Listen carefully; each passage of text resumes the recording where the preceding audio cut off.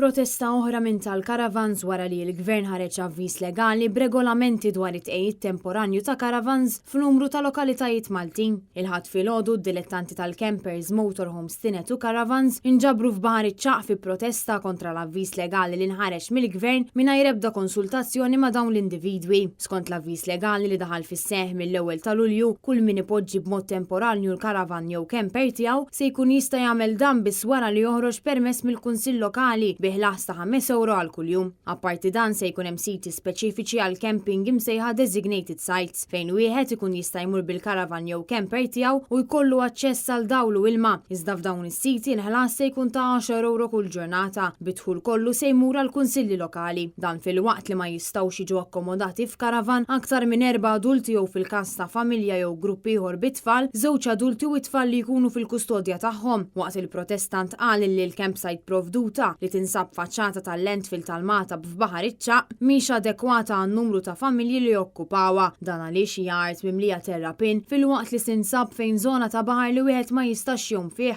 Apparti minn hekk in-numru tal-permess li wieħed irid japplika għalih hu indikat fuq blokka tal-konkrit mal-art. Numru ta' campers spjegaw ma' Net News li huwa tajjeb li jkun hemm regolamenti iżda dawn iridu jsiru biħsieb u b'responsabbiltà. Ġibtu għad diżignati tagħna naħseb dik hija oġġett dinnitu għalina. Bax hawnhekk in-nies sfortunatament għalhekk jiġu hawn f'dil area u jmorru l-mellieħa għax dawn huma l-uniċi żewġ postijiet fejn jistgħu jmorru, l-bqija ma jistgħu jmorru mkien. Fis-Saw ta' Malta pereżempju ma jistgħu jmorru mkien, ma tagħmilx sens, ma tagħmilx sens, jiġifieri dana hija diskriminazzjoni. Naħseb ħaqna ħin sura ta' nies minn 4 sigħat.